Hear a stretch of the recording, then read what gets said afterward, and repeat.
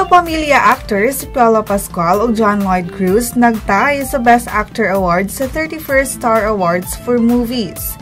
Si Piolo sa iyang Starting Over Again nga movie, samtang si John Lloyd sa iyang The Trial. Movie Actress of the Year si superstar Nora Honor sa thriller nga Dementia ug Best Director sila Enzo Williams ug Michael Toviera sa ilang Bonifacio ang Unang Pangulo ug The Janitor. Ang Bonifacio ug ang The Janitor sab ang gitanghal nga Movies of the Year. Ug ania ang listahan sa ubang mga winners.